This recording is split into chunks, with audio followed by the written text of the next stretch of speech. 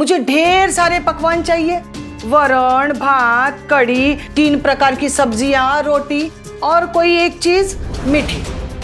क्या तेरी ये नाजुक बहू ये सब पकवान बना पाएगी? तू ना धोले, चंपा सब बना देगी।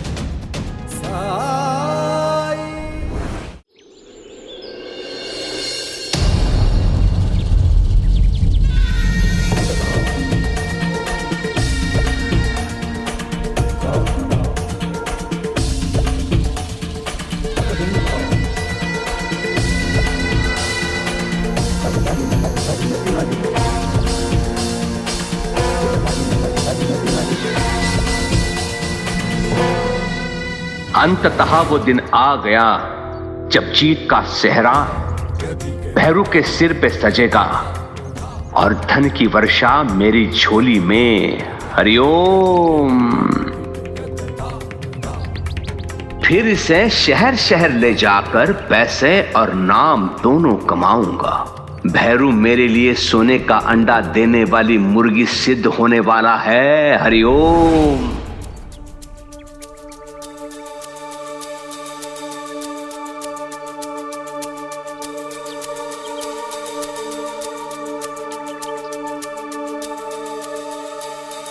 बनता बनता भैरू को इस समय यहां होना चाहिए था।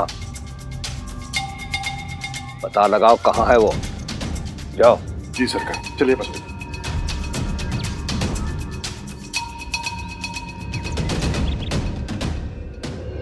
भिक्षाम देहि। अरे साईं, प्रणाम।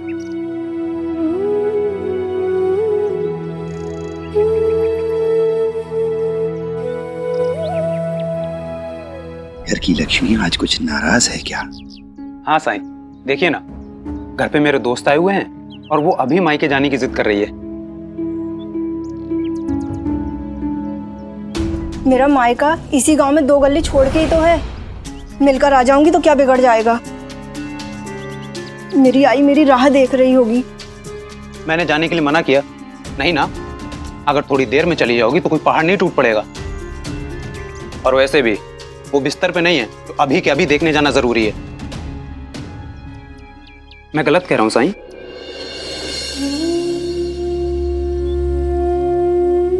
घर में मेहमान को छोड़कर जाना अतिथि का अपमान है। जब ये लोग चले जाएं, तब तुम भी चली जाना। ये साईं मेरी तरफदारी करने की बजाय इनका पक्ष क्यों ले रहे हैं? मैं तुम्हारे घर की ही तरफ जा रहा हूं। तुम्हारी आई से जाकर कह दूंगा कि तुम्हें आने में थोड़ी देर होगी, ठीक है? मन में साई के क्या है कौन जान पाए।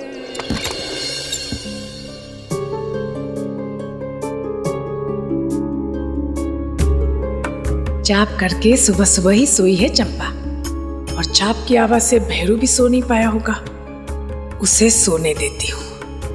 आज एक दिन देर से काम पे जाएगा तो सरकार बुरा नहीं मानेंगे। पैसे भी उनका चहीता है।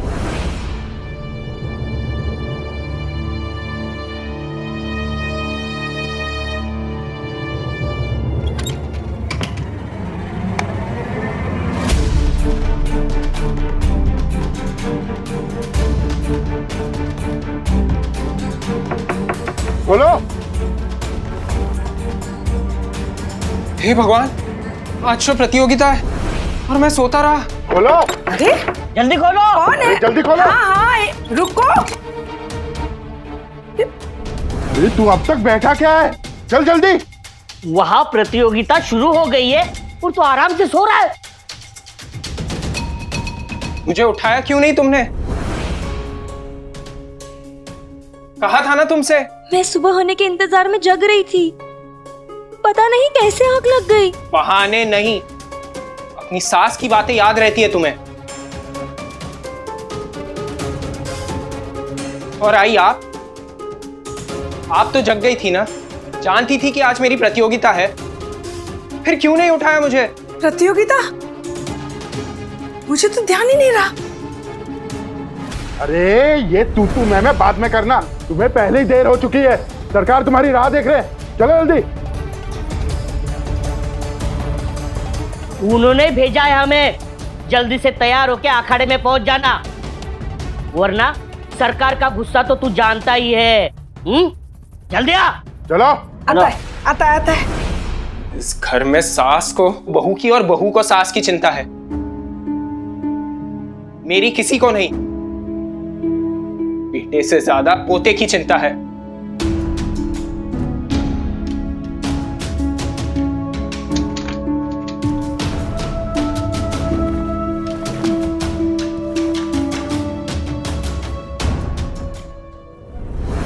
अरे उसे बोलने दे, उसकी तो आदत है।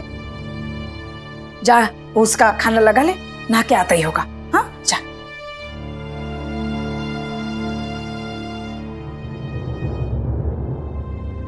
आई चलता हूं। सुनिए, खाना खाकर जाइए।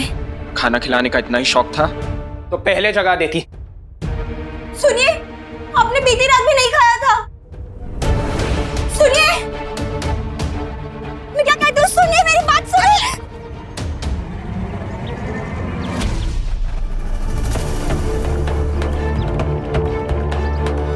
अंधी है क्या? दिखाई नहीं देता तुझे?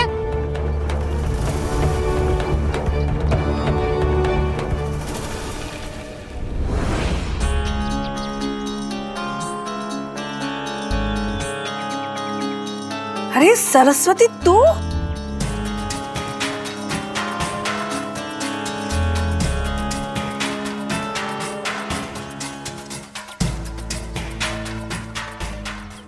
वीरू पहलवान की जय।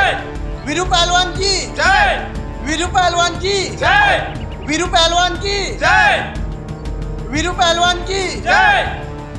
वीरू पहलवान की जय। वीरू पहलवान की जय। वीरू पहलवान की जय। वीरू पहलवान की जय। वीरू पहलवान की जय। वीरू पहलवान की जय। वीरू पहलवान की जय। हरिओम हरिओम। नमस्कार कुलकर्णी सरकार। मथुरा दास जी, शिरडी में आपका बहुत बहुत स्वागत है। इससे मिलिए, यह है मेरा पहलवान वीरू। वीरू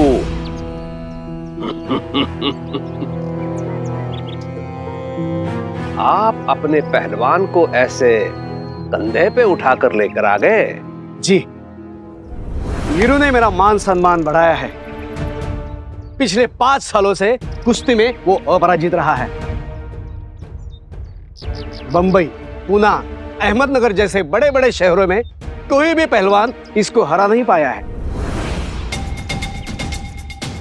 खैर, इसकी छोड़िए, अपने पहलवान से मिलाएंगे नहीं?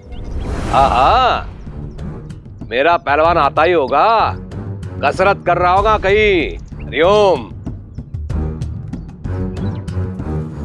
लेकिन मथुरा दास जी, आप ये समझ लीजिए कि आपके पहलवान की ये ऐसी सवारी आखिरी थी। हरिओम।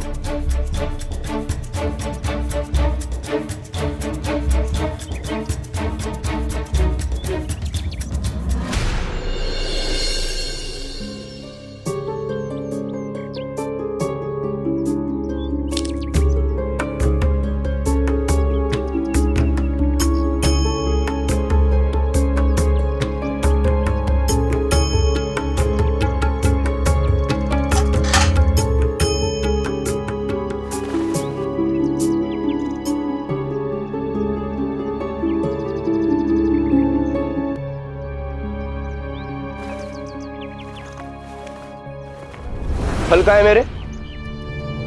अब क्या इसके लिए भी मुहूर्त निकालो क्या? जाओ जल्दी काट के लेके आओ। अभी लाई।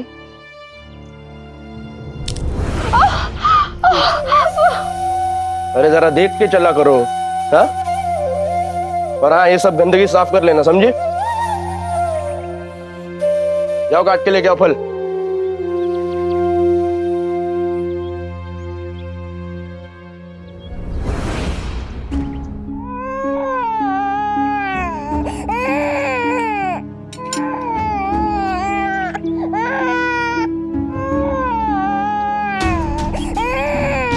अब रसोई से फल काट के लाने गई हो बगीचे से तोड़ने, जल्दी लेके आओ।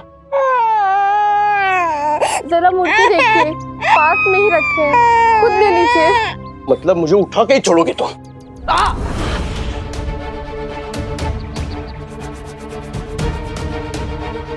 कितनी बार बोला ये साफ करो साफ करो, समझ में नहीं आता तुम्हारे? जाओ जल्दी साफ करो ये। मर्द पैसे कमाकर घर आता है ताकि उसे थोड़ी शांति मिल सके, थोड़ा आराम मिल सके, लेकिन तुम अपने पति को एक पल भी आराम से रहने नहीं दोगी।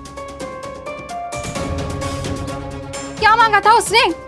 फल ही तो मांगे थे। और ये मूंगफली के छिलके, ये अभी तक साफ क्यों नहीं किए तुमने? अब घर का क्या क्या काम है ये तुझे बताना पड़ेगा क्या? तू बहू है इस घर की, सारा काम तुझे खुद से ही करना चाहिए। एक इशारा ही काफी होता है। काम ही तो कर रही है आपकी।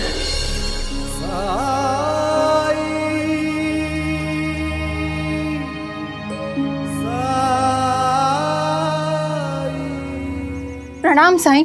राम जी भला करें। बहू जाओ भिक्षा ले आओ।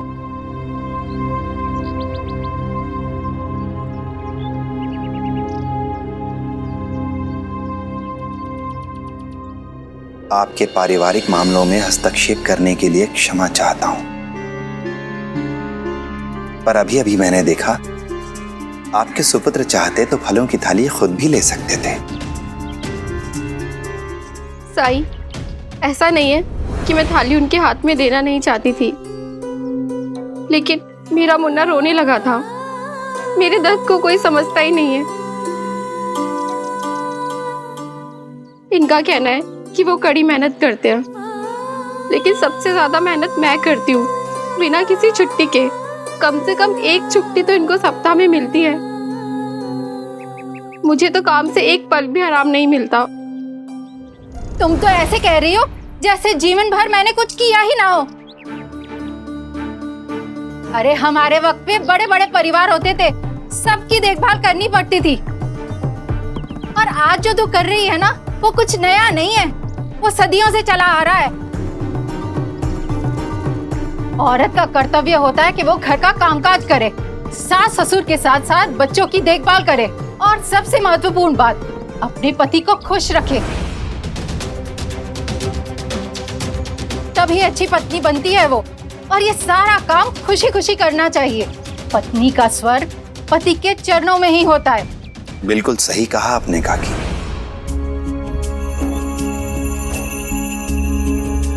भिक्षा दीजिए।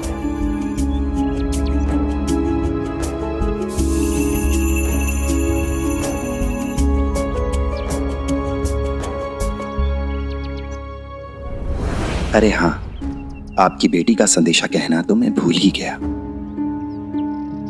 उसने कहलवाया है कि आज शायद वो नहीं आ सकेगी। क्या? मैं तो सुबह से इंतजार कर रही हूँ उसका। एक ही गांव में रहकर भी हमारा मिलना मिलाना नहीं हो पाता।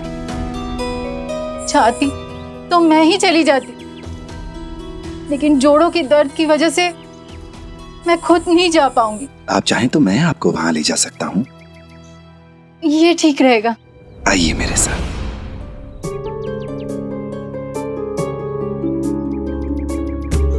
आइए।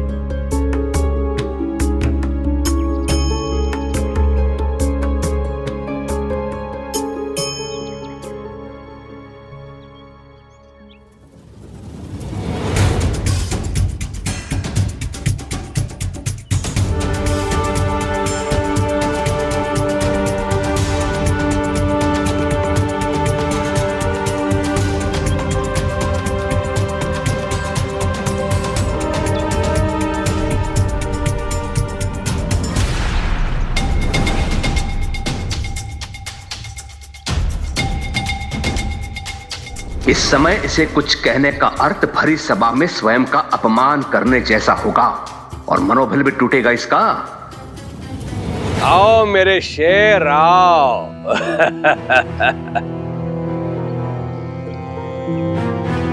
तुम्हारी विजय तुम्हारी प्रतीक्षा कर रही है। जाओ, तैयार हो जाओ।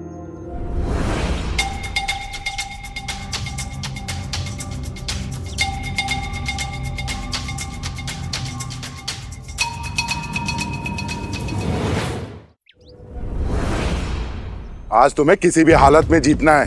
दम भर के खाना खा के आए हो ना? अगर खाने के चक्कर में रहता तो आने में और देर होती। मतलब खाली पेट ही लड़ोगे? अरे रे सोच के ही बुरा लग रहा है। भविष्य में हम लोग तुम्हारे साथ कोई काम नहीं कर पाएंगे, क्योंकि आज तो तुम्हारी हार निश्चित है। फिर तो तुम्हारी नौकरी और पहलवानी दोनों ही चली जाएंगी। हाँ पंता जी।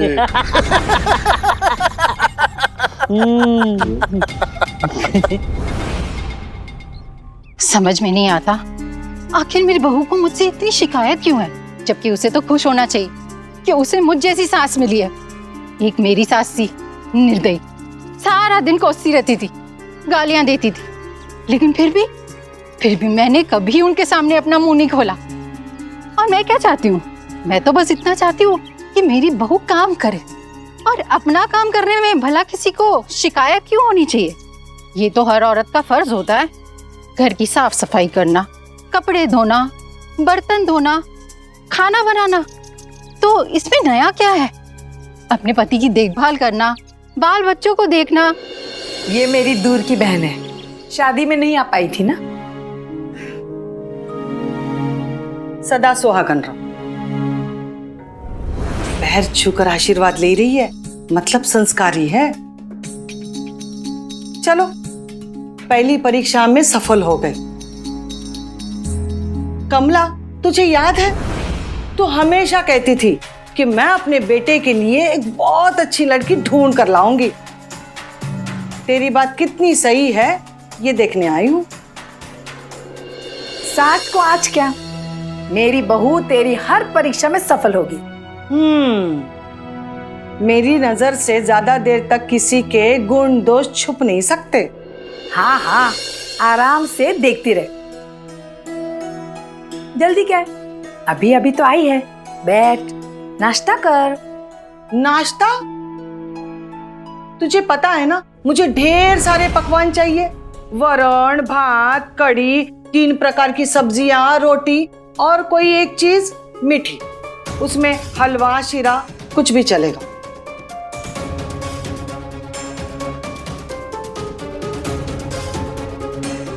क्या तेरी ये नाजुक बहू ये सब पकवान बना पाएगी?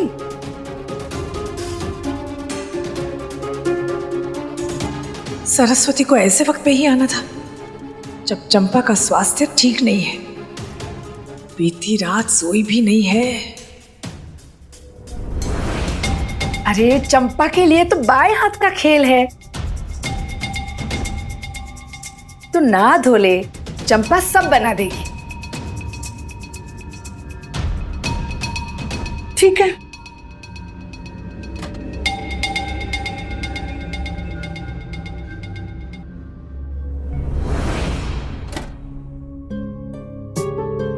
हाय, इतना खाना मुझे अभी बनाना पड़ेगा अकेले? चंपा, मैं तेरी हालत समझ सकती हूँ, लेकिन तू इस सरस्वती को जानती नहीं है। राय का पहाड़ बनाने वाली में से है वो। अगर उसे कुछ कमी दिखी तो सारे रिश्तेदारों में ढिंडोरा पीट देगी कि कमला की बहू को खाना बनाना आता ही नहीं है। इसलिए मैं चाहकर भी तेरी मदद नहीं कर सकती। देख, एक ही बार तो खाना खाएगी वो। कर ले काम थोड़ा सा मेरे लिए। हाँ बेटी। जी आई। अच्छी बच्ची।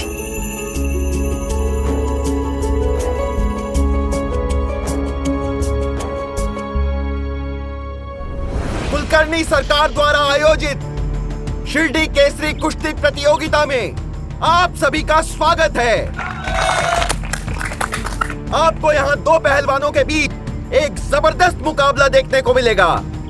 मेरी दाईं ओर है इस पूरे इलाके के वर्तमान विजेता पहलवान वीरू, जिनके नाम पिछले 5 सालों में एक भी प्रतियोगिता ना हारने का कीर्तिमान है। और मेरे बाईं ओर हैं कुश्ती में पदार्पण कर रहे अपने शिरडी का पहलवान भैरू पहलवान। भैरू भैरू भैरू भैरू भैरू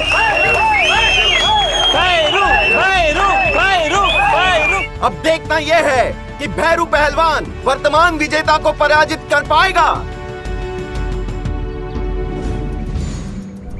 हरिओम। भैरू मेरा पहलवान है और वीरू है मथुरा दास जी का पहलवान। हम दोनों के बीच में एक शर्त लगी है। पहले दौर में जिसका पहलवान हारेगा वो जीतने वाले पहलवान के मालिक को 50 रुपया देगा।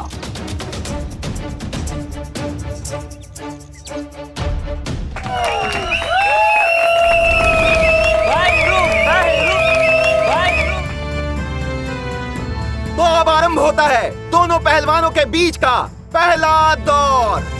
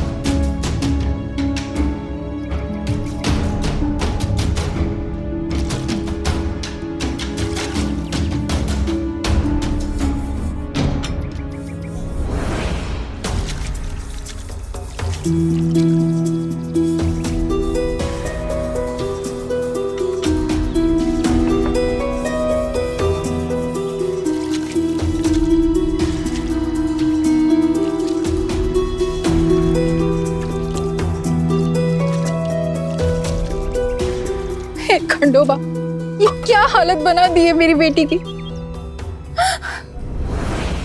सारा दिन काम ही करती रहेगी या कुछ खाती पीती भी है। कितनी दुबली पतली हो गई है।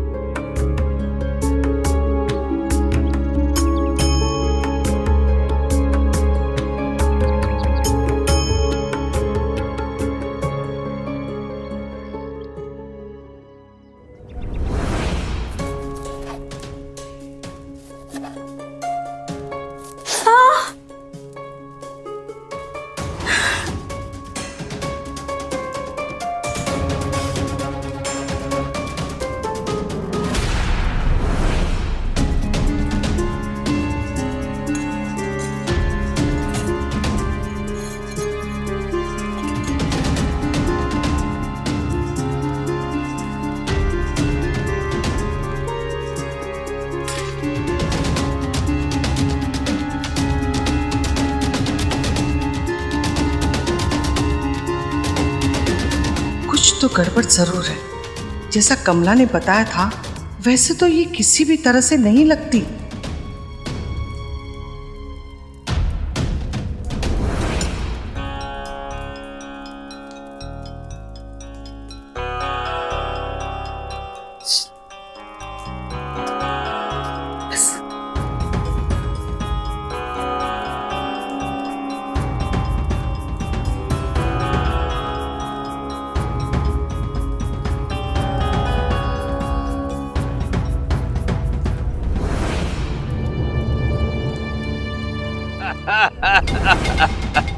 मथुरा दास जी, आपके 50 रुपए गए। इतना तो मैं पान खा के थूक देता हूँ। भले ही भैरू ने ये पहला दाव जीत लिया हो, लेकिन इस प्रतियोगिता का विजेता मेरा वीरू ही होगा। हाँ। अच्छा, इतना विश्वास है? चलो क्यों ना हम इस प्रतियोगिता को और रोमांचक बना दें। हारने वाले पहलवान का मालिक जीतने वाले पहलवान के मालिक को 200 रुपए देगा।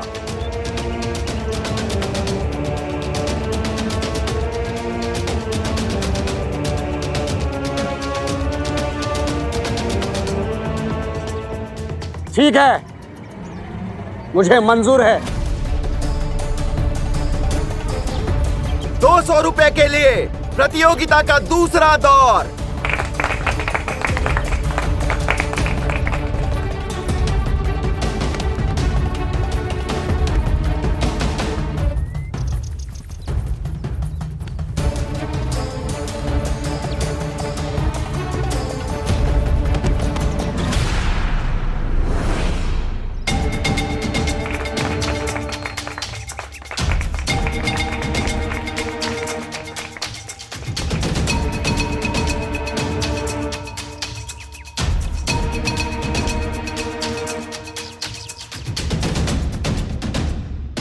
मसाला पकने तक भूनना। मसाला अच्छे से नहीं पका तो मुझे अपचन हो जाता है। और हाँ, सूर्योदय से पहले ही मुझे पूजा करने की आदत है और तुम्हें उस समय ही उठना पड़ेगा। और एक बात का ध्यान रखना पड़ेगा कि मेरी पूजा समाप्त होने से पहले और इस घर के सदस्य उठने से पहले तुम्हें मेरे लिए नाश्ता पकाना पड़ेगा।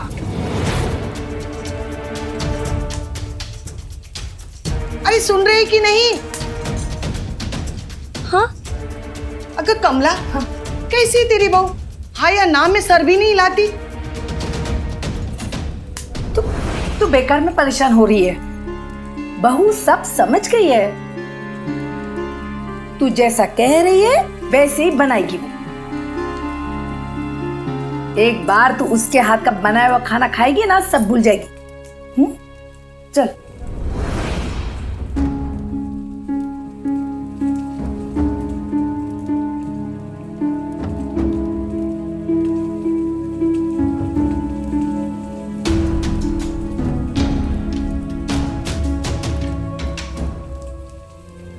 मौसी जी के अनुसार चलूंगी तो चाप के बाद मैं कैसे सो पाऊंगी? मुझे तो उस समय उठकर घर के काम करने होंगे, नाश्ता बनाना होगा। अगर मैं ये करूंगी तो मतलब नींद तो नसीब में ही नहीं होगी।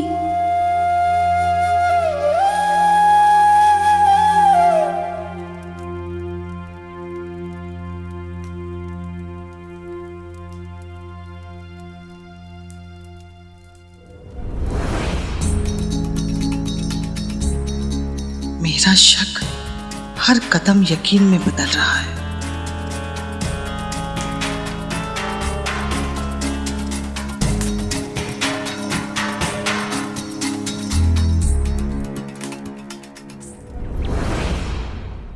मेरे पति मेरी जरा भी परवाह नहीं करते आई। घर का सारा काम मैं अकेले करती हूँ और वो अपने दोस्तों के साथ घूमते रहते हैं। जहाँ भी जाते हैं अपने दोस्तों के साथ ही जाते हैं। और जब भी मैं आपसे मिलने जाना चाहती हूँ आई, मुझे किसी ना किसी काम के बहाने रोक लेते हैं और फिर मुझे वो काम करना ही पड़ता है।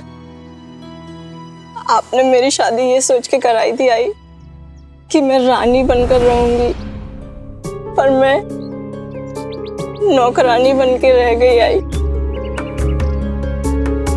सुबह से शाम बस काम काम और काम।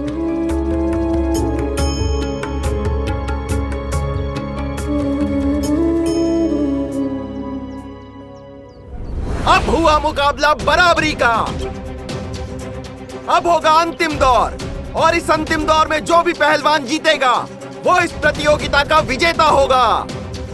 तो शुरू करते हैं अंतिम दौर।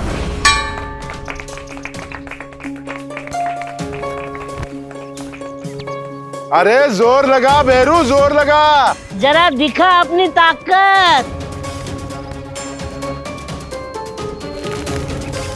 अरे मार धोबी पछाड़, बहुत ताकत वाला है ना तू तो। पटक उसे, पटक पटक पटक।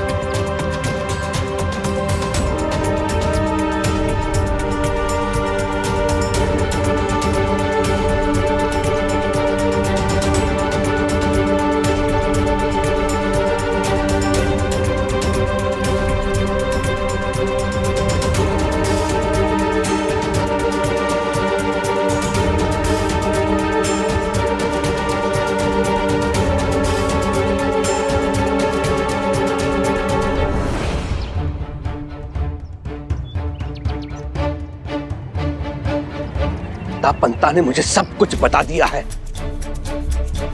नींद से उठकर तुम सीधा यहां चले आए, बिना अभ्यास के, बिना जलपान के। तेरे कारण मेरी हार हुई है, सबके सामने मेरी नाक कट गई है। सरकार मुझे माफ कीजिए। क्या तुम्हें माफ करने से मेरे नुकसान की भरपाई हो जाएगी? तुझ पर विश्वास करके, तुम पर दाव लगा के 200 रुपया हारा हूं मैं, 200 रुपया। उसकी भरपाई अब तुम्हें ही करनी पड़ेगी भैरू। मुनीम, इस हारे हुए आदमी के नाम पे 200 रुपए चढ़ा दो, ऋण के रूप में।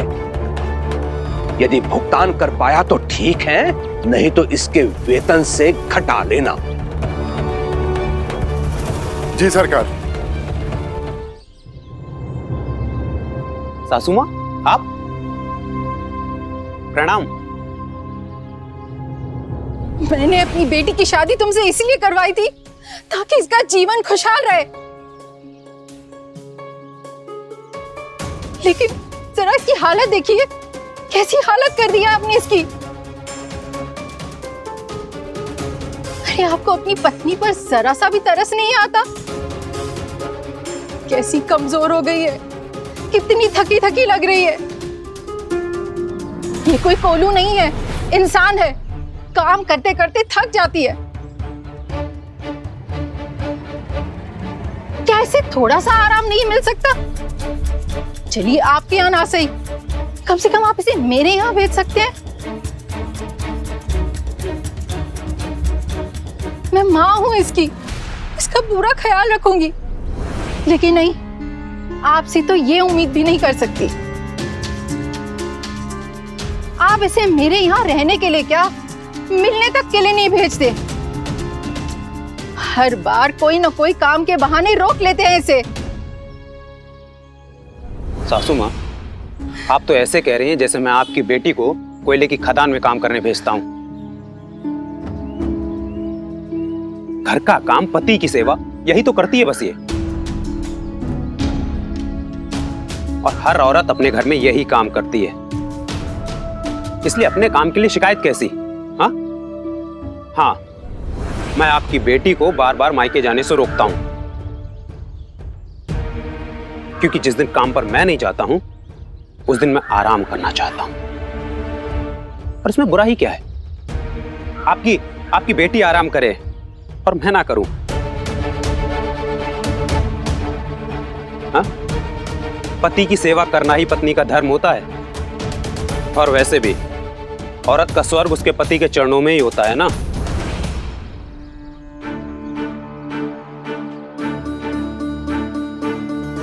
कुछ याद आया?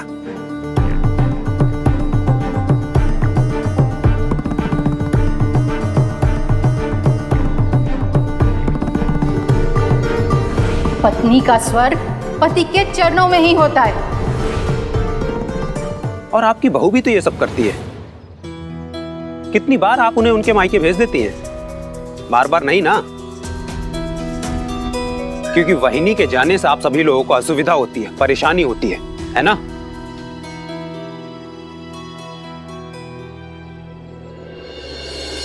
तुम फल बेचते हो ना? जी साईं। जाओ, अंदर से कुछ फल और तराजू ले आओ। जी साईं।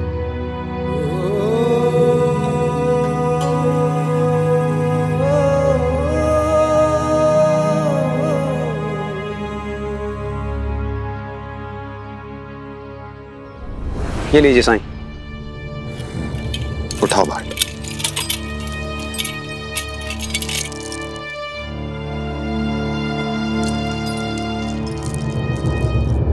अगर फल बेचते समय वजन वाला पलड़ा ऊपर रहे अर्थात फल वाला पलड़ा नीचे रहे तो क्या होगा?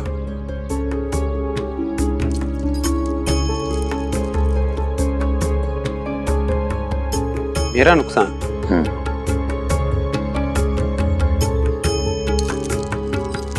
और अगर वजन वाला पलड़ा वो नीचे रहे तो?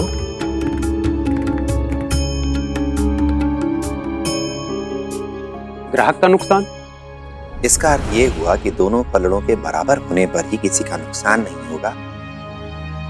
हाँ साईं, लेकिन ये सब आप मुझे क्यों बता रहे हैं? इसलिए क्योंकि पति पत्नी का रिश्ता तराजू के इन पलड़ों के समान ही है।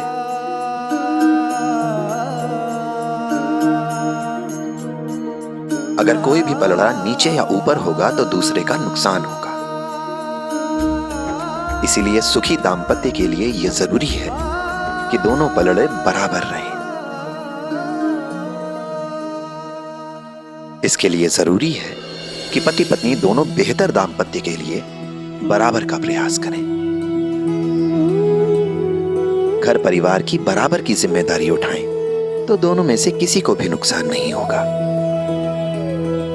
वरना पति पत्नी में मतभेद उत्पन्न हो सकते हैं। और क्या कह रहे थे आप? कि आप सप्ताह भर काम करते हैं। एक बार सोचिए और बताइए कि आप दिन भर खड़े रहते हैं। क्या दिन भर में एक क्षण भी ऐसा नहीं आता जब आपको आराम करने का मौका मिलता हो, जब आप कोई शारीरिक श्रम का काम ना कर रहे हो? नहीं साईं, बाजार पहुंचने के बाद मैं पहले एक जगह बैठता हूं और उसके बाद फल बेचता हूं। और आपका बेटा? वो तो किसी दुकान पर काम करता है ना? जी साईं। क्या वो दिन भर खड़ा रहता है? दिन भर में उसे आराम करने का एक भी क्षण नहीं मिलता। दिन भर शारीरिक श्रम का काम करता है वो? नहीं, ऐसा तो नहीं है। केवल ग्राहक के आने पर सामान लेने के लिए उठ बैठ करनी पड़ती है। मगर दोनों परिवार की स्त्रियां ये दिन भर अथक परिश्रम करती हैं।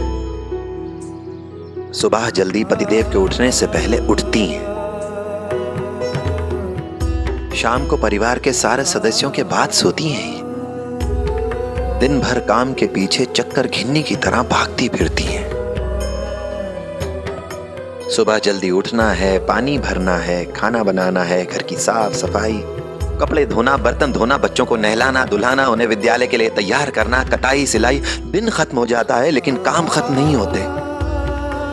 एक पल का भी आराम नहीं, एक पल का भी आराम नहीं।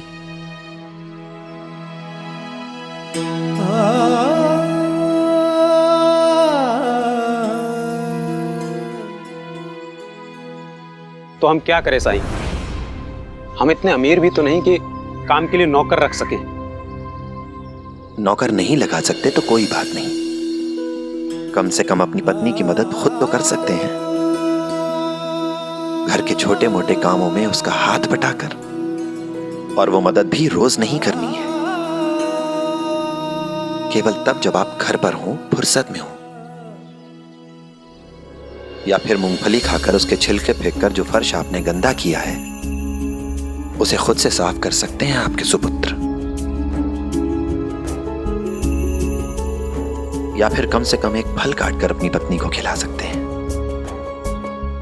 पत्नी की मदद करने के, उसके हाथ बटाने के कई रास्ते हैं जो न केवल पति पत्नी को प्यार के, फुर्सत के कुछ लम्हे देते हैं, बल्कि संबंधों को, रिश्तों को भी मजबूत बनाते हैं। वो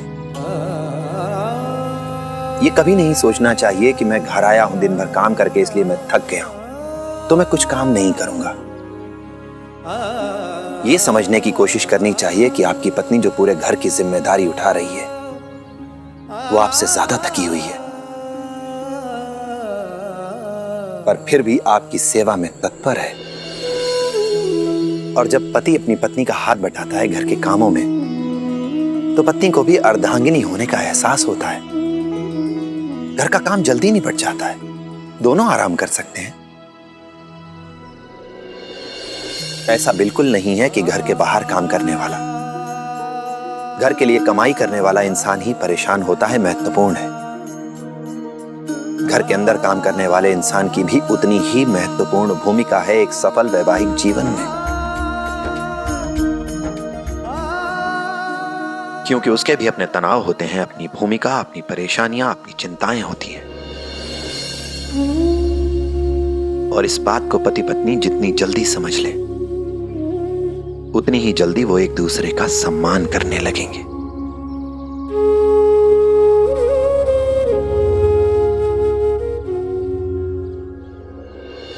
मैं ध्यान रखूंगा साईं।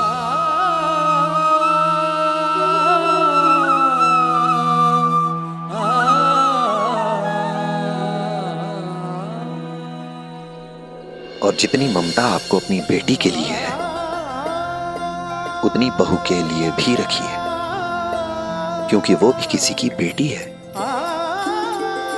और वो अपने माता पिता, अपना घर, अपना परिवार सब कुछ छोड़कर आपके साथ रहने चली आई है, आपकी देखभाल करने के लिए आई है। अपनी बहू को नियंत्रित करने के बजाय, उसे अनुशासित करने के बजाय अपने बेटे को सिखाइए उसकी देखभाल करना, घरेलू कामों में आपकी बहू की मदद करना। ऐसा करने से उसकी मर्दानगी में कोई कमी नहीं आएगी और ना ही ऐसा सबक देने से आपकी शान घटेगी, बल्कि ऐसा करने से आपकी बहू की नजरों में आपका सम्मान और भी बढ़ जाएगा। और सबसे बड़ी बात, उनका वैवाहिक जीवन खुशहाल रहेगा। जी साईं, जैसा आपने कहा है मैं बिल्कुल वैसा ही करूंगी।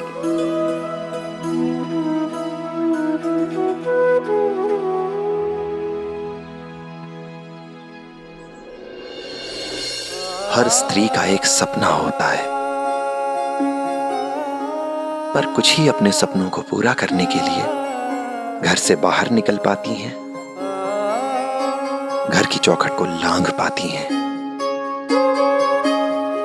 वरना अधिकतर तो अपने सपनों को त्याग देती हैं, उसकी कुर्बानी दे देती हैं, क्योंकि उन्हें बचपन से सिखाया जाता है कि अगर वो अपने घर को सही से नहीं संभाल सकी तो वो एक अच्छी बहू, अच्छी पत्नी कभी नहीं बन पाएंगी। पर घर के कामों को स्त्री और पुरुष में बांट देना यह समस्या का समाधान तो नहीं है, ये तो आपसी रिश्तों को बस दायरों में बांध देना है। क्यों नहीं हम अपने बेटे और बेटी दोनों को यह सिखाते कि घर के किसी भी काम को करने में संकोच नहीं करना चाहिए। क्यों हमेशा बेटियों को यह सिखाया जाता है कि घर के कामों को करना उनका फर्ज है, उनकी जिम्मेदारी है।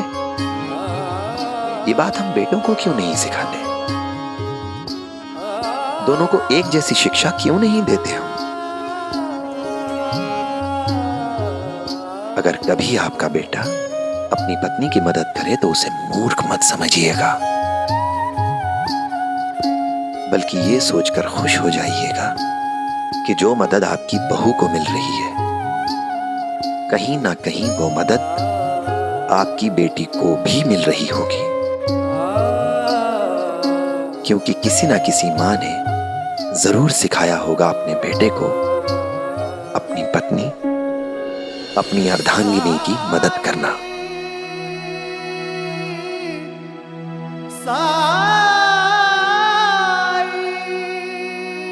राम जी भला करें।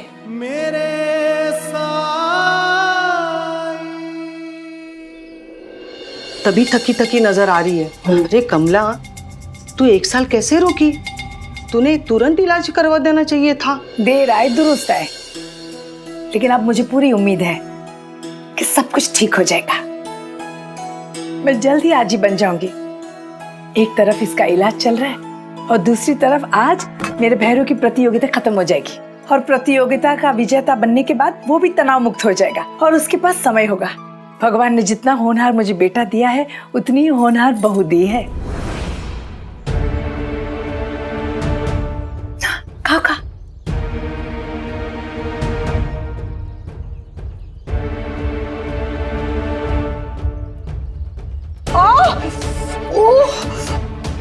देवा,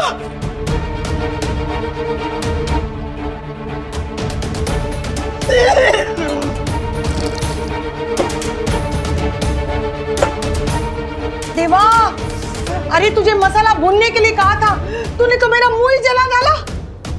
गलती से हो गया होगा, मैंने तुझे बताया ना, थकी हुई है वो। अपने बहू का बचाव मत कर, उसका पक्ष मत ले।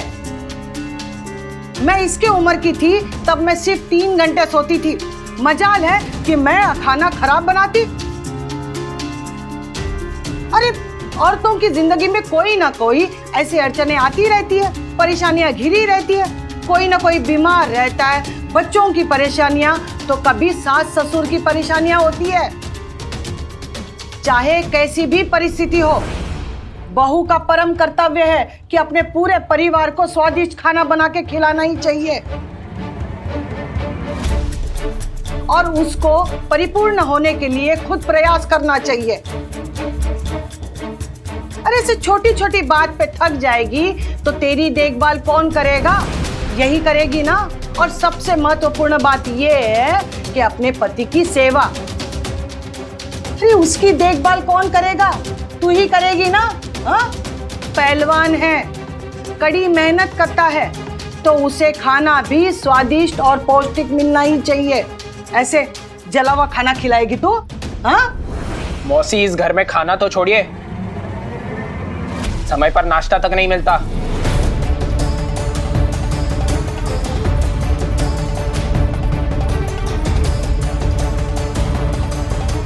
सोते रहते हैं लोग, जगाते भी नहीं है।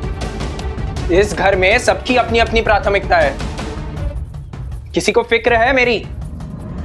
अरे ये तो बता, तू ही जीता ना? क्यों मजाक कर रही है आई? मेरा हारना तो तय था, क्योंकि मेरी प्रतियोगिता की परवाह किसी को नहीं थी। आप ऐसा क्यों बोल रहे हैं? अब बोलने के लिए बचा ही क्या है?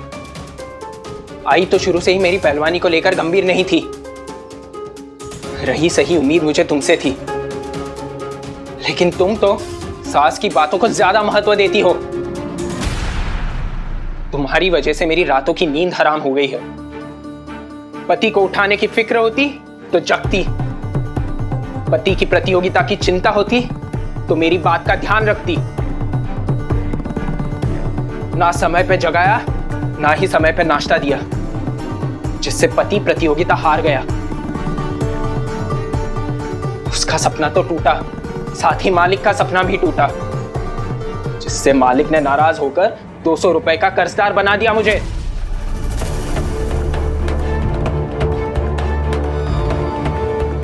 क्या?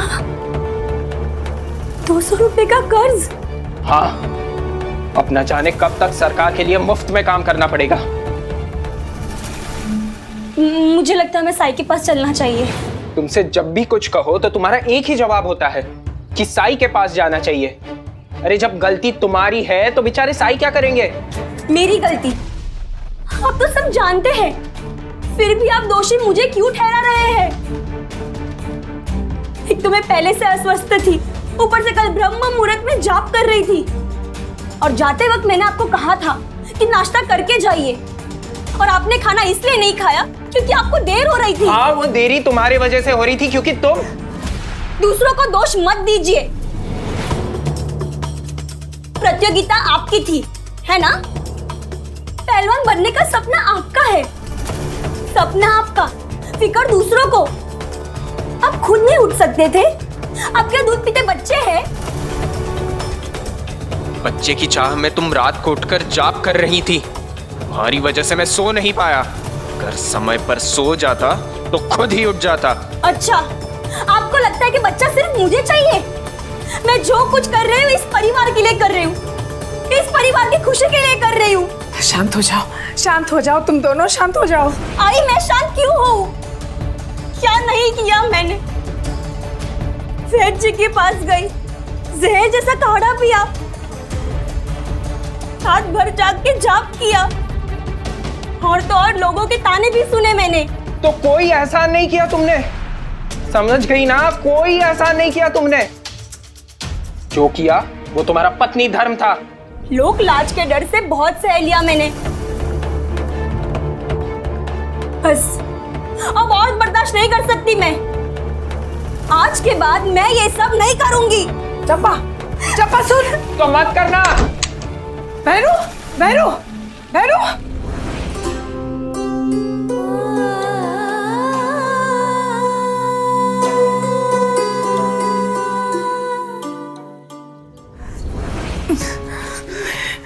क्या हो गया ये?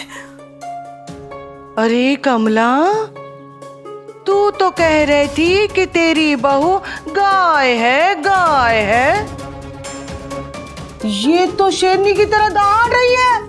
मेरा यकीन कर सरस्वती, वो गाय जैसी ही थी, ऐसी नहीं थी वो। पता नहीं आज उसको क्या हो गया।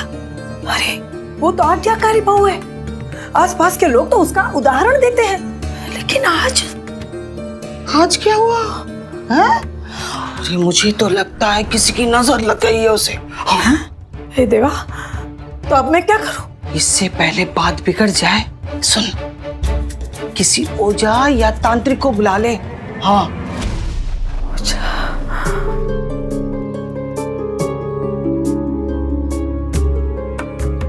हो सकता है नजर लगने के कारण ही मेरी चंपा मां नहीं बन पा रही है। एक बार नजर उतर गई तो सब ठीक हो जाएगा। मैं आज के आज ही तांत्रिक को बुलाऊंगी। आखिर एक बार आजमाने में हर्जी क्या है?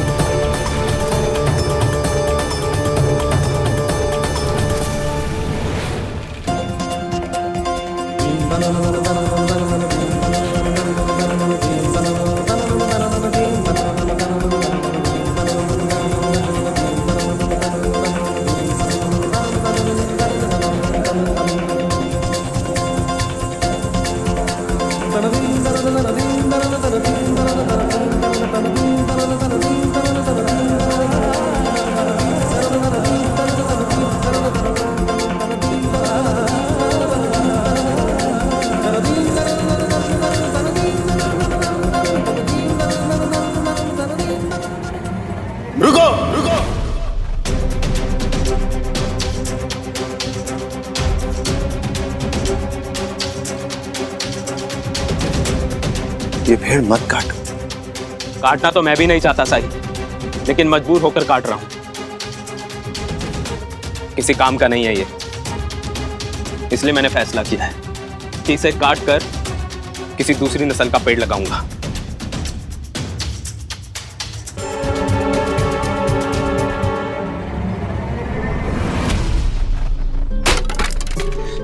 साईं, साईं, ये मैंने क्या अनर्थ कर दिया साईं? ये मैंने क्या कर दिया? अरे सुनती हो? अरे कपड़ा और बर्तन में पानी भर के लेके आओ। अरे साईं के हाथ में चोट लग गई है। साईं, आप परेशान ना हो, मेरा हाथ ठीक है।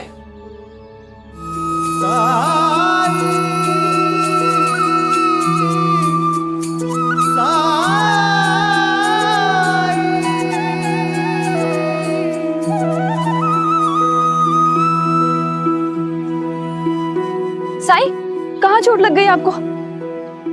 लाइए मरहम पट्टी कर देती हूँ। मैं ठीक हूँ।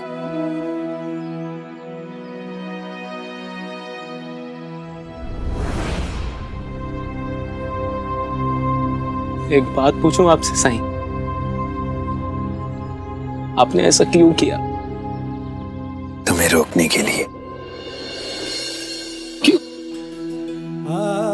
आम का ये पेड़ तो तुम्हारे पापा ने लगाया था ना, तो तुम इसे काटना क्यों चाहते हो? हाँ साईं, मेरे जन्म पर ही मेरे बाबा ने आम का पेड़ लगाया था और हम दोनों यहाँ एक साथ ही बड़े हुए। मेरे बाबा कहा करते थे कि कुछ सालों में इस पर फल आ जाएंगे। बच्चे से जवान हो गया मैं, शादी हो गई, बाल बच्चे हो गए मेरे, लेकिन आज तक इस पेड़ पर एक भी आम नजर नहीं आया मुझे। बस यूं ही जगह घेरे खड़ा हुआ है। इससे मुझे सिर्फ नुकसान ही होता है, कोई फायदा नहीं। खाद पानी पर बस बेकार के पैसे खर्च करता हूं। सूखे पत्ते, सूखी टहनियां गिरकर आंगन को गंदा करती है और मेरी रोज की मेहनत जाती है आंगन को साफ करने में। आप ही बताइए साईं, क्या करूं? क्या तुम पूरे यकीन के साथ कह सकते हो कि इस पेड़ ने तुम्हें कुछ नहीं दिया है? हाँ साईं, कुछ नहीं दिया। एक बार ध्यान से देखो इस पेड़ को और फिर बताओ, शायद कुछ दिख जाए।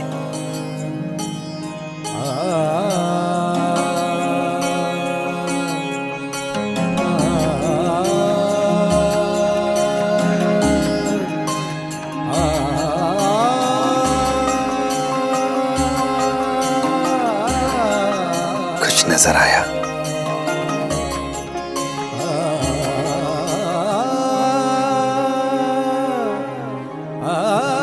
हाँ साईं, इस डाल पर मेरे बचपन में एक झूला हुआ करता था,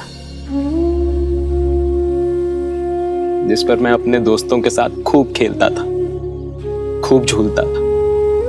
और कुछ?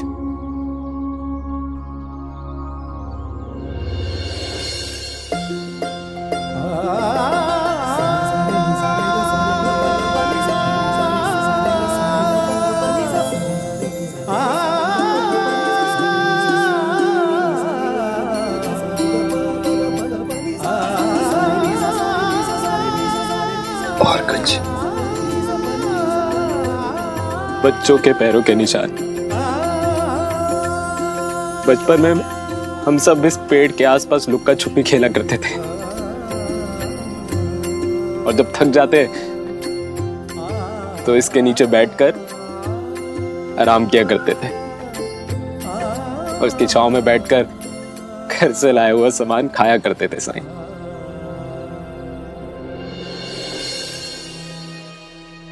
कैसे भूल गया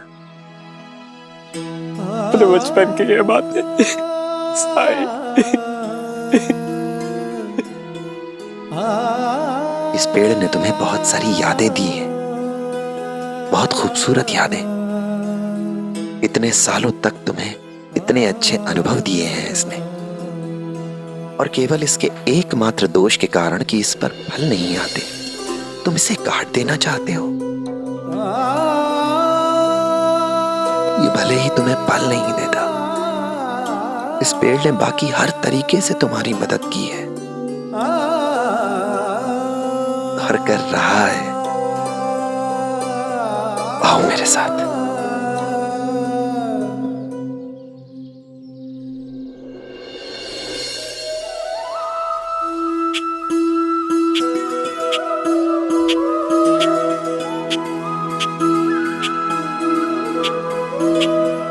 वो देखो, वहां ये पेड़ इन चिड़ियों का घर है, इनका आश्रय है, इनका बसेरा है। जब तुम कहीं से थके मांदे आते हो तो ये तुम्हें छायादार आराम करने के लिए जगह भी देता है। क्या हुआ अगर फल नहीं आते तो? इसकी सूखी टहनियां हवन के काम आती हैं। इसके पत्तों से गांव के हर मंगल कार्य में तोरण बनाए जाते हैं, बंधनवार बनाए जाते हैं। और बस केवल एक छोटी सी कमी कि इस पर फल नहीं आते, तुम इसे काट देना चाहते हो। ये लगातार तुम्हारी मदद करता रहा है और करता रहेगा। मत काटो इसे, ये बेकार नहीं है। हम इंसानों ने अपनी जरूरत, अपनी सहूलियत, अपनी हुकूमत के अनुसार नियम बना लिए हैं। बिना प्रकृति के नियमों के बारे में सोचे, बिना उसके रहस्यों को जाने। और ये केवल हमारा अहंकार है। अगर कुछ सालों में इस पर फल नहीं आए तो हमने मान लिया कि इस पर कभी फल आएंगे ही नहीं। ये बेकार है।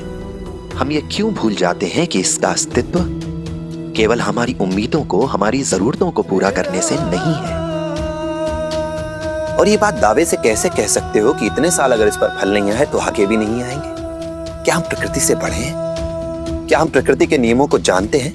उसकी प्रक्रिया को समझते हैं? हमारे नियंत्रण में है प्रकृति। मनुष्य होने का अहंकार मत करो, जो है सम्मान करो उसका। हो सकता है इस पेड़ पर बौर फूटने वाली हो और तुम इसे काट दो केवल अधीरता की वजह से। प्रकृति को समझो, उसकी गति, उसकी प्रक्रिया का सम्मान करो। हो सकता है जल्दबाजी में तुम कोई निर्णय ले लो, पर बाद में पछताना ही पड़ेगा।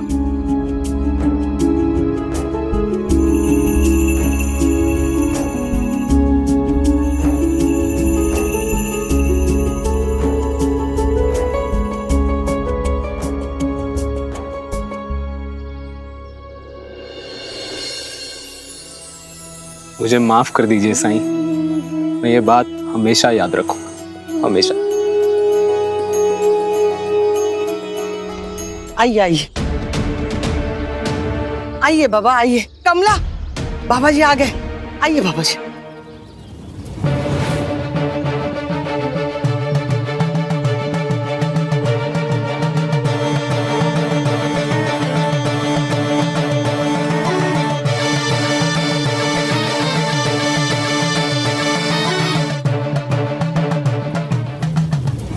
कमला, ये वही बाबा जी हैं जिनके बारे में मैंने तुमको बताया था। प्रणाम बाबा जी। घर तो ठीक ठाक है, मतलब पैसा भी अच्छा होगा। आइए आइए आइए अंदर। नहीं, मैं अंदर नहीं जा सकता। इस घर पर बुरी नजर का साया है।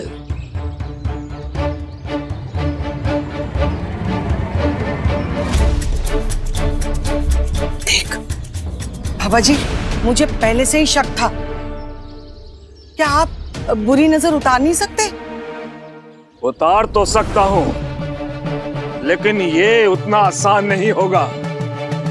पहले इस घर का शुद्धिकरण करना होगा, फिर उस व्यक्ति के लिए हवन पूजा करना होगा जिसे नजर लगी है। तो फिर देर किस बात की है बाबा जी? आपको जो करना है आप करिए, आपको जो चाहिए मैं दूंगी आपको। जब मैं किसी घर का शुद्धिकरण करता हूँ तो उस घर में जो जो चीजें शापित होती हैं वो अपने आप गायब हो जाती हैं।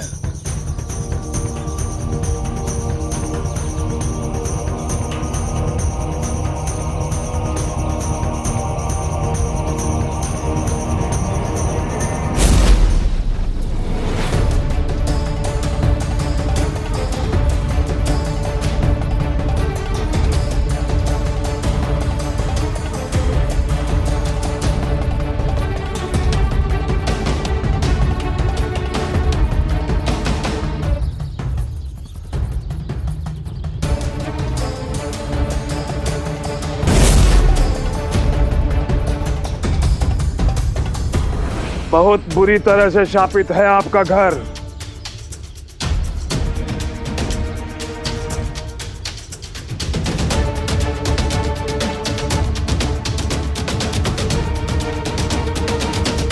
ये क्या हो रहा है?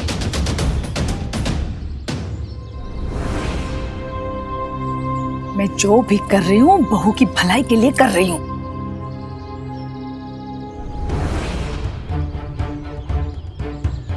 अब मुझे इस घर के अंदर की शुद्धि करनी होगी और मेरे पीछे कोई नहीं आएगा।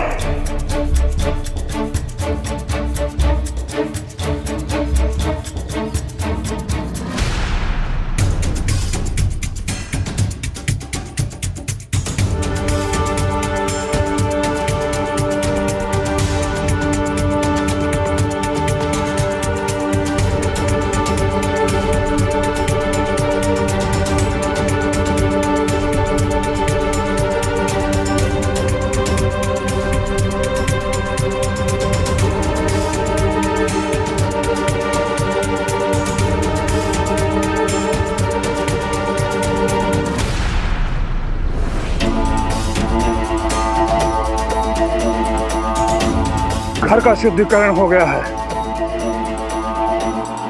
अब पता लगाना है कि किसे बुरी नजर लगी है।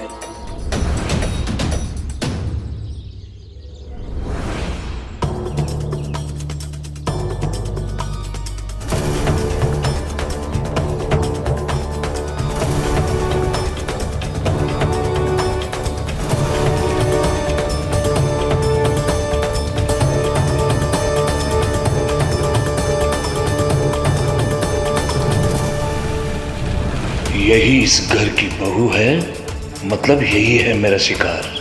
मैं तुझे देखते ही समझ गया, बहुत बुरी नजर है तुझ पर।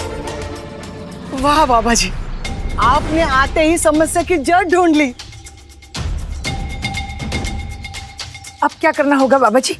मैंने कहा था कि पीड़ित व्यक्ति के लिए हवन करना होगा, अभी के अभी।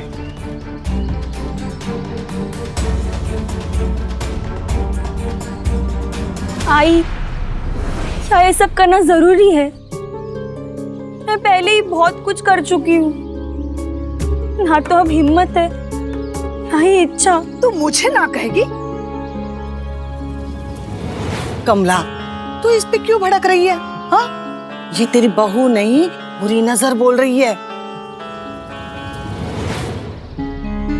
हाँ, मैं समझती हूँ चंपा, ये बुरी नजर तुझसे बुरा बर्ताव करा रही है, लेकिन मैं ये भी समझती हूँ कि बुरी नजर मेरी बहू की अच्छाई पे इतनी हावी नहीं हो सकती कि वो मेरी आज्ञा नहीं माने। सच कहूँ तो मेरी गलतियों की सजा तुझे मिल रही है बेटी। सबके सामने तेरी तारीफ करते करते मैं थकती नहीं थी ना। मेरी वजह से तुझे बुरी नजर लगी है बेटी। तुझे सिर्फ बैठना है, फिर देख सब कुछ एक बुरे सपने की तरह खत्म हो जाएगा।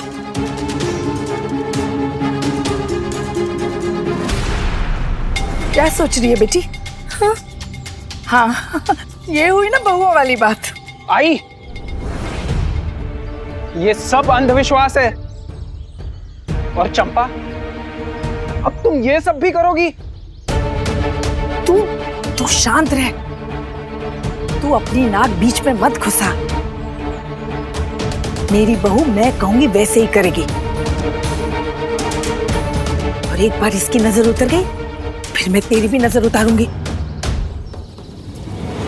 अरे आज हार का मुंह देखा है तूने? मैं ये सब बकवास नहीं करने वाला। बाबा जी, आप तैयारियां शुरू कर दीजिए।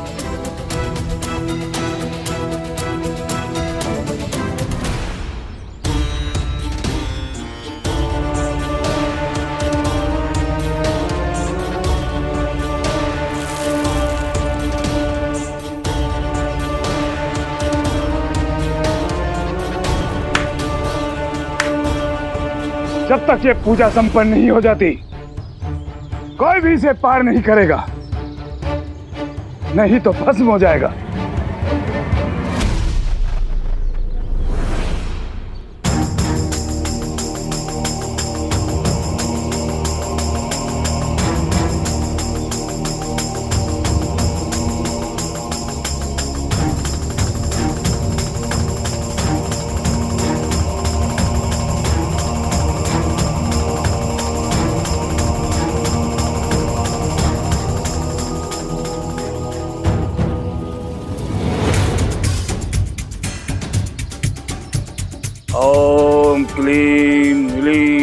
चामुंडाय नमः।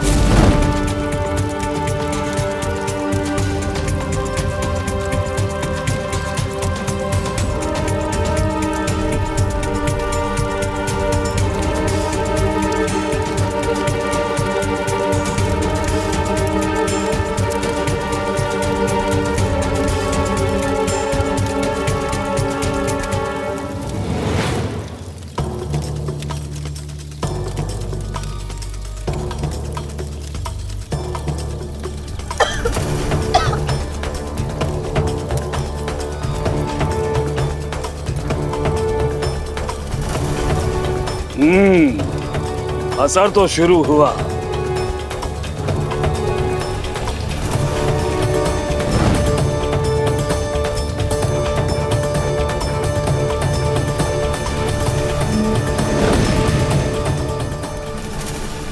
अब समय है आखिरी आहुति देने का, लेकिन ये आहुति हवन सामग्री से नहीं होगी, बल्कि आखिरी आहुति पीड़ित को अपने खून से देनी होगी।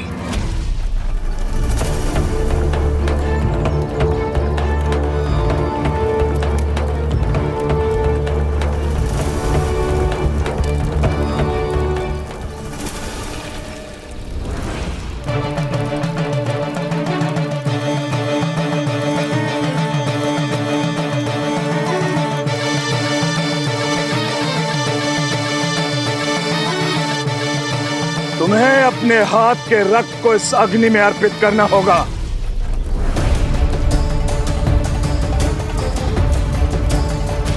तुम्हारा दिमाग तो खराब नहीं हो गया? आखिरी आहुति के बिना पूजा संपन्न नहीं होगी।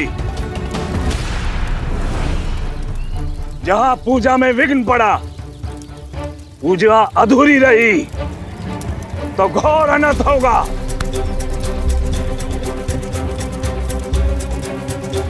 हाथ आगे बढ़ाओ।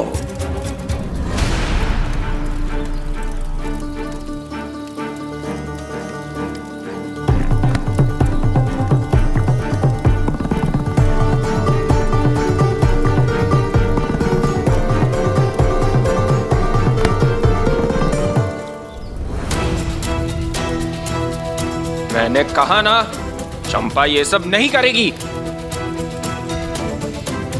कर रहा है तू? पूजा में विघ्न मत डाल, पूजा संपन्न होने दे। लेकिन आई, तुझे मेरी सौगंध।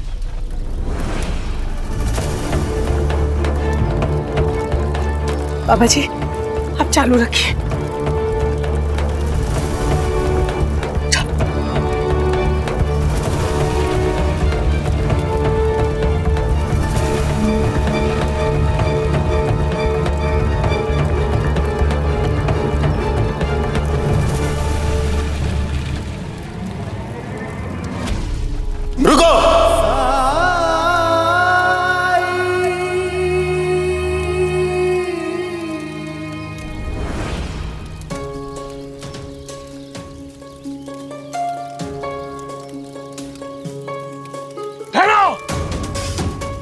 इस दहलीज को लांघने की कोशिश मत करना, वरना भस्म हो जाओगे।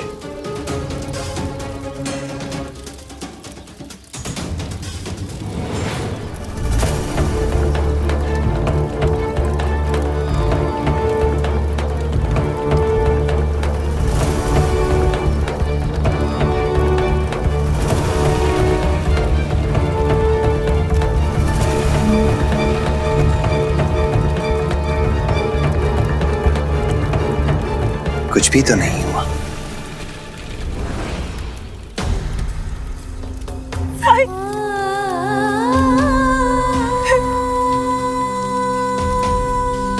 ये कैसी पूजा है जिसमें किसी को दुख दिया जाए, किसी का खून बहाया जाए? कौन है ये जो मेरे विधि विधान पे सवाल उठा रहा है? ये साई है। साई, ये पूजा को संपन्न होने दीजिए। ये सब मैं सिर्फ अपनी बहू के लिए कर रही हूँ। और बाबा जी ने कहा है, पूजा अगर बीच में रोकी जाए तो घोर अनर्थ हो जाएगा। अनर्थ? अपनी जिस बहू को आपने हमेशा बेटी की तरह रखा, आज किसी के कहने पर आप उसी का खून बहाना चाहती हैं। इससे बड़ा अनर्थ और क्या हो सकता है? आप बिल्कुल सही कह रहे हैं साईं। अब आप आ गए हैं, आप ही समझाइए ना। देखने से तो साईं फकीर लगता है और इसके प्रति अपार श्रद्धा है घर वालों की। इससे पहले की बात बिगड़े, मुझे साईं से निपटना होगा। क्या तमाशा है ये? क्या तुम भूल गई हो ये हवन पूजा क्यों करवा रही हो?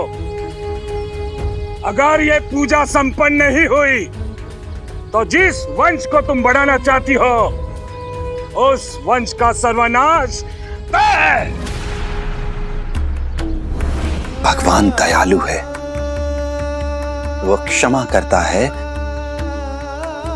प्रतिशोध नहीं लेता। क्या तुम मुझे इस फकीर के हाथों बेइज्जत कराने लाई थी? जा रहा हूं मैं यहाँ से। नहीं नहीं बाबा जी, ऐसा मत कीजिए, रुक जाइए। वैसे मुझे इसका अंदेशा था।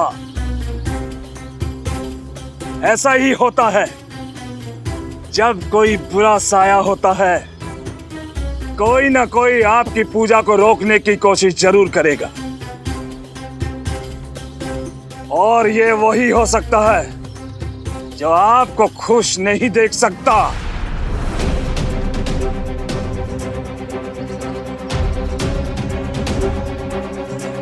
आप मेरे साई को ऐसा नहीं कह सकते।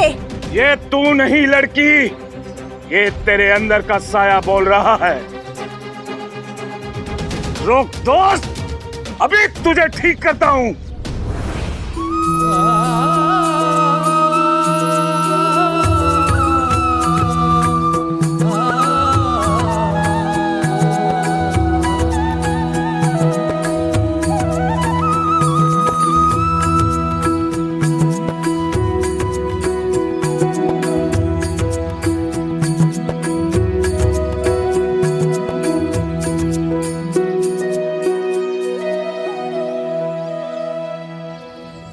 लोगों को मूर्ख बनाकर ठगने के लिए मैंने बहुत सारे हथकंडे सीखे हैं, लेकिन ये कैसे किया इस फकीर ने?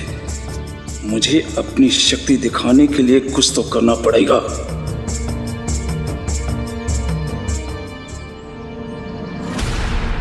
मेरा शक अब यकीन में बदल गया है। तू ही वो है जो इन्हें दुखी देखना चाहता है। तेरी दाल अब नहीं गलने वाली। तू गया, मैं अभी तुझे अपनी खास राख से भस्म कर दूंगा।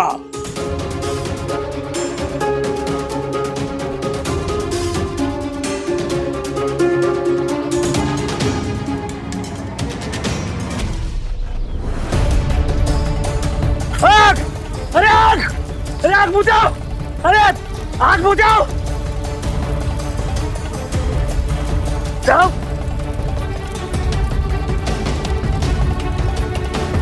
अरे आग बुझाओ! आग!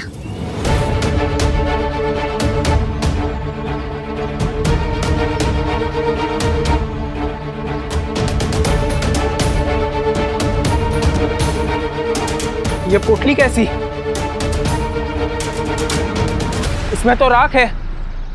इसका मतलब ये है कि ये कोई बाबा वाबा नहीं, पाखंडी है, पाखंडी। थैली में से राख निकालकर हमें बेवकूफ बना रहा था। ये तो ढोंगी लग रहा है बाबा। हाँ ये तो ढोंगी है। मुझे नहीं पता कि राख वाली थैली मेरे पास कहां से आई, लेकिन अब मुझे विश्वास हो गया है कि ये सब इसका काला जादू है।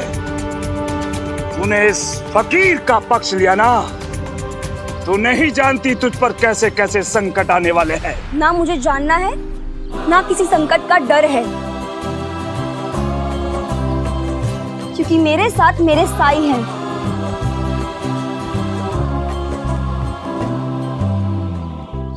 सजा मिलेगी सबको। तूने इस फकीर और अपनी बहू के हाथों अपमानित करने के लिए बुलाया ना मुझे। मैं तेरी बहू को श्राप देता हूं कि वो कभी मां नहीं बन पाएगी, कभी नहीं। पड़ गई ना तेरे कलेजे में ठंडक। मैंने पहले ही सावधान किया था। करा दी ना बाबा जी की बेइज्जती। बाबा जी रुक जाइए। अरे इनसे गलती हो गई। बाबा जी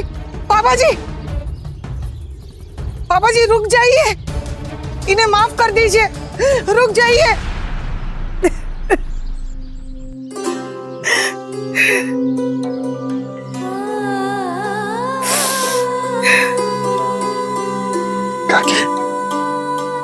आपको लगता है ये सब कुछ मुझे पसंद है, लेकिन मैं करूं भी तो क्या करूं साईं? सब कुछ करके हार गई हूं मैं। मैंने आपसे मदद मांगी थी, आपने कहा श्रद्धा और सब्र ही रखो। मेरी आस्था, मेरा विश्वास डगमगा रहा है साईं। मेरी सब्र का बांध टूट रहा है। लोगों की बातें सुन सुन के थक गई हूं मैं। अगर आप चाहते हैं कि मैं ये सब कुछ छोड़ दूं, मैं बंद कर दूं, तो आप भी कुछ कीजिए साईं। कुछ कीजिए साईं, कृपा करके कुछ कीजिए।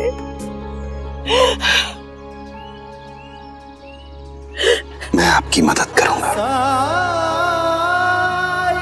सच? तुम दोनों मेरे साथ आओ।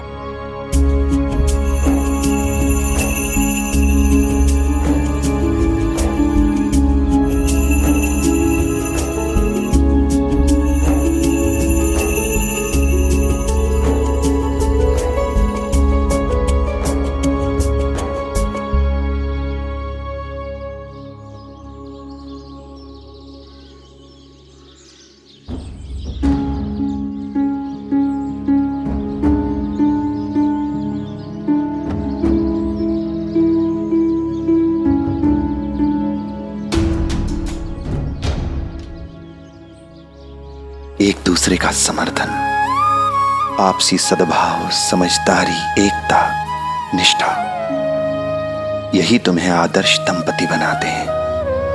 शादी के समय तुम लोगों ने एक दूसरे से वादा किया था कि हर सुख दुख में एक दूसरे का साथ दोगे, मुश्किल घड़ी में साथ नहीं छोड़ोगे। और आज तुम दोनों ने एक दूसरे पर इल्जाम लगा दिए।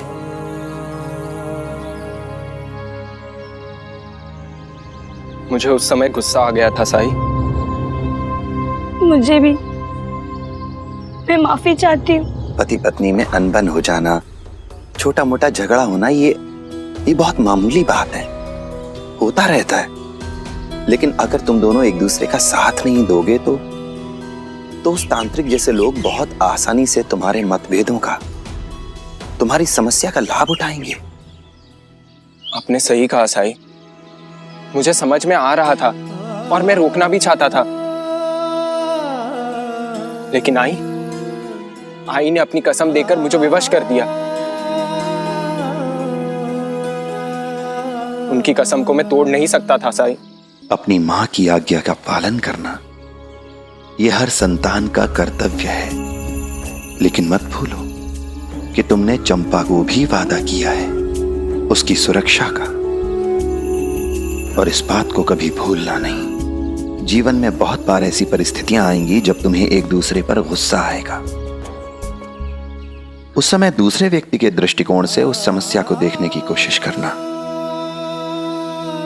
आपसी मतभेदों को, आपसी समस्याओं को बातचीत से सुलझाने की कोशिश करना। बातचीत कभी बंद नहीं होनी चाहिए,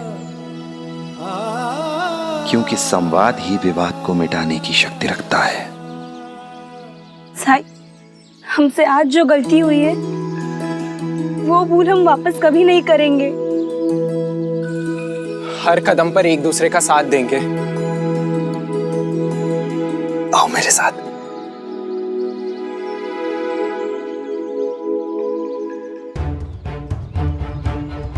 अरे कमला, ये तूने क्या किया? बाबा जी को गुस्सा दिला दिया, वो भी उस आदमी के लिए। अरे वो है कौन? बताया था ना, वो साई हैं। शिरडी में सबसे अधिक श्रद्धेय और सम्मानित व्यक्ति हैं वो। सबकी आस्था है उन पर, सबकी समस्या हल करते हैं वो। देखना, भैरू चंपा को लेकर गए ना कुछ अच्छा ही होगा। तुम्हारा दिमाग खराब हो गया, सटिया गई है तू। अरे उन्हें मदद करनी ही थी तो पहले कर देते। तो नहीं से देर भली। अरे कमला, तुझे पता है दूसरी सासें सीधा हुक्म चलाती है, लेकिन तू मिन्नत करती है, विनती करती है अपनी बहू से, उसके बाद भी कोई लिहाज नहीं है उसे। तू कहती रही और वो पूजा से उठ गई सिर्फ इसीलिए कि वो साई आ गया। अरे साफ साफ दिखता है कि तेरी बहू तुझसे ज्यादा वो साई की बात मानती है। अरे कमला, तेरी बहू तो हाथ से गई है, कहीं ऐसा ना हो कि तेरा बेटा भी हाथ से निकल जाए और तेरा वंश ही आगे ना बढ़े। नहीं, मैं ऐसे होने नहीं दूंगी। मैं सुनिश्चित करूंगी कि भैरू को औलाद हो, चाहे उसके लिए मुझे कुछ भी क्यों ना करना पड़े। मैं अपने कुल को ऐसे मिटने नहीं दूंगी। भैरू को संतान होगी, चंपा मां बनेगी। सच्चाई से लाख इनकार कर ले, लेकिन तुझे जल्दी एहसास हो जाएगा तेरी बहू चंपा कभी मां नहीं बन सकती, और इसमें तेरा वो साई कुछ नहीं कर सकता।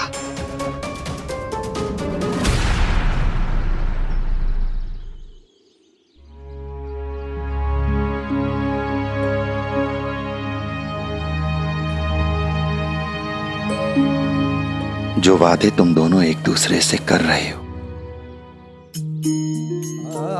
उसका साक्षी आम का ये पेड़ रहेगा। चंपा की तरह इसे बहुत कुछ सहना सुनना पड़ा है कि इस पर फल नहीं आते। मैं चाहता हूं कि तुम दोनों इसकी देखभाल करो, इसे पानी दो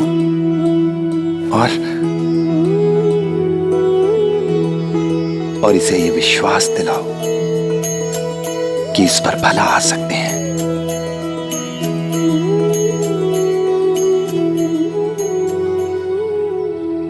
साई, इससे क्या होगा?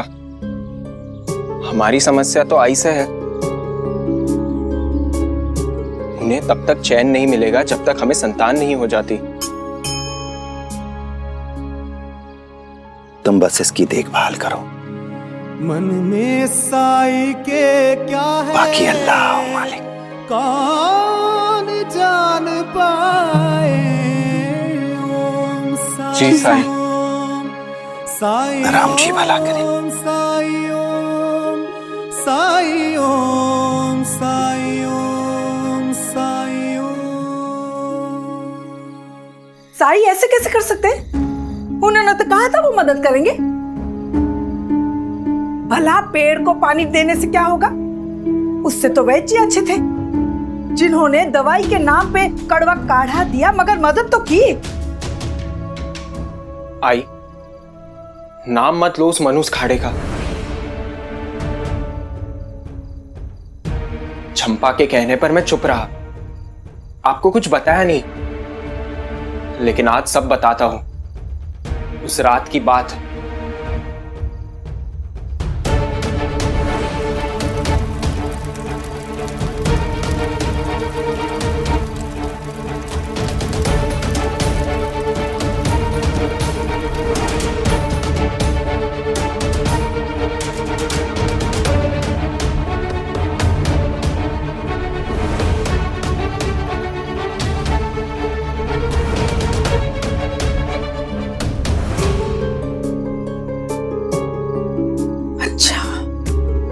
इसका मतलब साई ने वैद्य जी की दी हुई दवाई बाहर निकाल दी,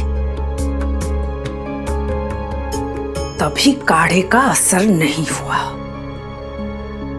और आज साई ने मुझे एहसास दिलाया कि आप जो चंपा के साथ कर रही है वो कैसे सही नहीं है। अब से मैं आपको चंपा के साथ ये सब करने नहीं दूंगा।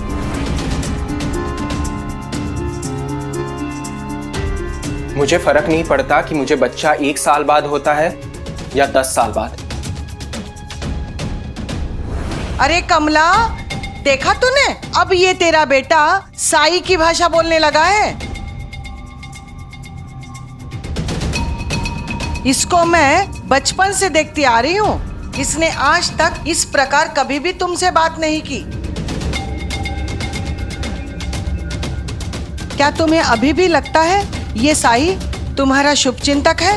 मौसी जी, आप गलत सोच रही है, क्योंकि आप साई को। अब तू हमें बताएगी क्या सही है क्या गलत है? साई ने चंपा को काढ़ा पीने से रोका,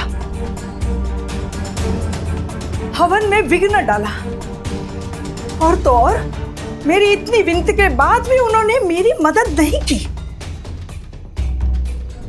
और मैं ये मानने को तैयार नहीं हूं कि जो शख्स अंधों की आंखों की रोशनी वापस ला सकता है, वो कोई चमत्कार करके मुझे आज ही नहीं बना सकता।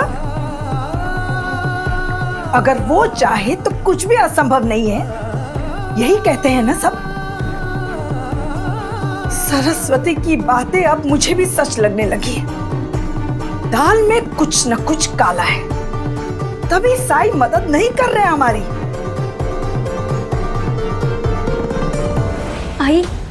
आई आप गलत समझ रही है, साई वैसे नहीं है। उस रात मेरी तबीयत बहुत खराब हो गई थी और साई ने मेरी मदद की। वो काढ़ा बहुत। मुझे तो लगा था वो सब तू अपनी मर्जी से कर रही है, फिर तू साई का बचाव क्यों कर रही है? आई, साई को किसी के बचाव की जरूरत नहीं है। मैं हमेशा साई का पक्ष लूंगी, उनका साथ दूंगी। आई, आपने मुझे अपनी घर की बहू इसलिए चुना क्योंकि आपको मुझ में गुण नजर आए। और आप जानती है आई, मेरी निपुणता, मेरी परिपूर्णता जो आपको इतनी अच्छी लगी, वो साई का आशीर्वाद ही है, उनकी कृपा से है। आई, मैं बचपन में ठीक से बोल नहीं पाती थी, साई ही है जिन्होंने मेरा हकलाना ठीक किया। जब मैं गाना चाहती थी तब वो साई ही थे जिन्होंने मुझे गाने का मौका दिया। और तो और आई, वो साई ही थे जिनके कारण मैं आपसे मिली थी। आज मेरे पास जो भी है वो उनका दिया हुआ है, फिर मैं उनका समर्थन कैसे नहीं कर सकती हूँ?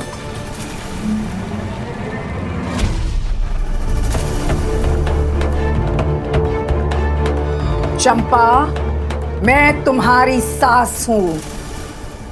मेरे लिए साई से बढ़कर कोई नहीं है। साई ने मुझे दूसरा जीवन दिया है। मैंने कभी भगवान को देखा नहीं है, लेकिन कोई मुझसे पूछे कि भगवान कैसे दिखते हैं, तो मैं कहूंगी साई जैसे। ठीक है, साई के बहुत उपकार है ना तुम्हारे पे। उन्होंने तुम्हारी मदद की, मेरी नहीं। और मैं हार नहीं मानूंगी। अगर तुम मुझे आज ही नहीं बना सकती, मेरी कुल की वृद्धि करने वाली संतान मुझे नहीं दे सकती, तो कोई बात नहीं। मुझे मजबूरन मेरे बेटे के लिए दूसरी लड़की ढूंढनी होगी।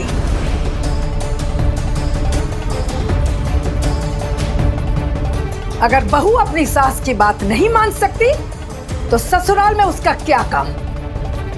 आज से मेरे घर में तेरे लिए कोई जगह नहीं है।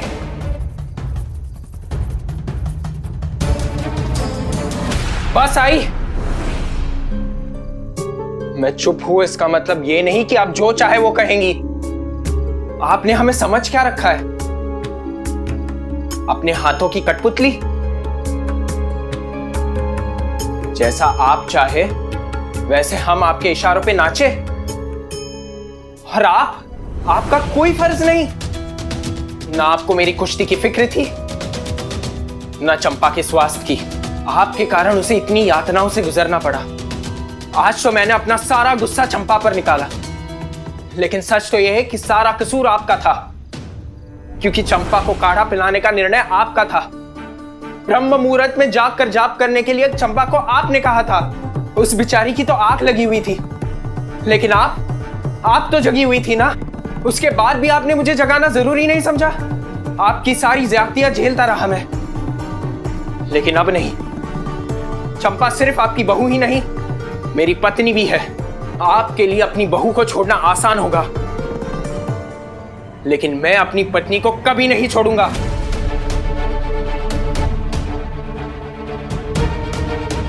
इसलिए आप जब अपने लिए एक नई बहू ढूंढेगी तो अपने लिए एक नया बेटा भी ढूंढ लीजिएगा।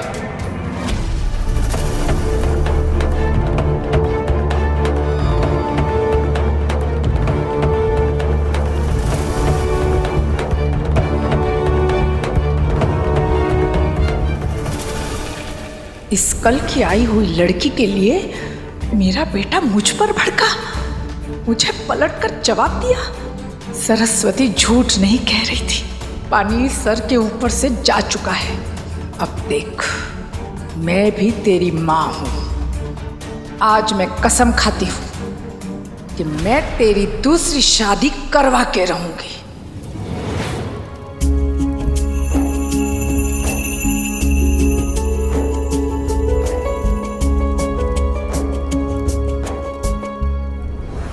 धार्मिक वीडियो सबसे पहले देखने के लिए हमारे चैनल को सब्सक्राइब करें और बेल आइकन दबाएं।